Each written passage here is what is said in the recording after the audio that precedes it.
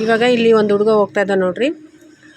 ಈ ಹುಡುಗನದು ಏಜ್ ಇರ್ಬೋದು ಒಂದು 20-25 ವರ್ಷ, 25 ವರ್ಷ ಒಳಗಡೆ ಇರ್ತಾನೆ, 25 ಇಯರ್ಸ್ ಒಳಗಡೆ.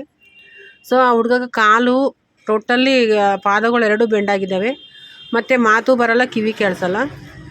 ಸೊ ಇವನ ಬಗ್ಗೆ ಅಂದರೆ ಈ ಥರ ಜನಗಳು ತುಂಬ ಇದ್ದಾರೆ.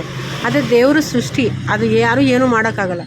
ಬಟ್ ಇವನು ಮಾಡೋದೊಂದು ಪ್ರಯತ್ನ ಇದೆ ನೋಡಿ, ಬದುಕಬೇಕು, ನನಗೆ ಒಂದಿಷ್ಟು ನಾನು ಬದುಕಿಗಿಷ್ಟು ಹಣ ಸಂಪಾದನೆ ಮಾಡಬೇಕು ಅನ್ನೋದೊಂದು ಪ್ರಯತ್ನ ಮಾಡ್ತಾಯಿದ್ದೆ ನೋಡಿ, ಅದನ್ನು ನೋಡಿ ಮೆಚ್ಚಬೇಕು. ಯಾಕಂದರೆ ಎಲ್ಲ ಕಾಲು ಕೈ ಎಲ್ಲ ಸರಿಯಾಗಿದ್ರೂ ಮನೆಗಿದ್ದು ಸೋಂಬೇರಿಗಳು ತಿಂದು ತಿರುಗಾಡೋ ಜನಗಳು ತುಂಬ ಇದ್ದಾರೆ.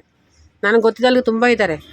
ಎಲ್ಲ ಇಟ್ಕೊಂಡು ಕೂಡ ನನಗಿನ್ನು ಅಪ್ಪ ಅಮ್ಮ ಏನು ಮಾಡಿಲ್ಲ ಅಂತಾರೆ ನೋಡಿ. ಅಂಥವ್ರಿಗೆಲ್ಲ ಇಂಥವ್ರು ನೋಡಿ ಬುದ್ಧಿ ಕಲಿಬೇಕು. ಯಾಕಂದರೆ ಏನೂ ಇಲ್ಲಾಂದ್ರೆ ದೇವರು ಎಲ್ಲ ಕಸ್ಕೊಂಡ ಈ ಹುಡುಗನು. ಕಿವಿ ಕಸ್ಕೊಂಡನ, ಮಾತು ಕಸ್ಕೊಂಡ, ಅಂದ್ರೂ ಬದುಕೋಕ್ಕೆ ಪ್ರಯತ್ನ ಮಾಡ್ತಾನೆ.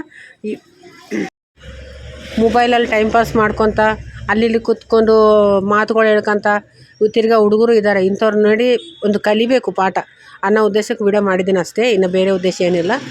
ನೋಡಿರಿ, ಈ ಥರ ಇದ್ದವ್ರು ನೋಡಿ ಸ್ವಲ್ಪ ಕಲಿತು ಜನ್ರೇಷನ್ ಹೆಂಗೆ ಹೋಗ್ತಾ ಇದೆ, ಹೆಂಗೆ ಇದ್ದಾವೆ, ಹೆಂಗೆ ಬದುಕಬೇಕು, ನಮ್ಮ ಒಟ್ಟಿಗೆ ಏನು ಬೇಕು, ಅಟ್ಲೀಸ್ಟು ನಾವು ಬದುಕಷ್ಟು ನಾವು ಸಂಪಾದನೆ ಮಾಡ್ಕೋಬೇಕು ಅನ್ನೋದನ್ನು ಹುಡುಗರು ಕಲಿಬೇಕಾಗುತ್ತೆ. ಸೊ ಅದಕ್ಕೆ ಈ ವಿಡಿಯೋ ಮಾಡಿದ್ದೀನಿ ಅಷ್ಟೇ, ಇನ್ನು ಯಾರನ್ನ ಇದು ಮಾಡೋದಂತಲ್ಲ, ಮನಸ್ಸು ನೋಯ್ಸೋಕ್ಕಲ್ಲ.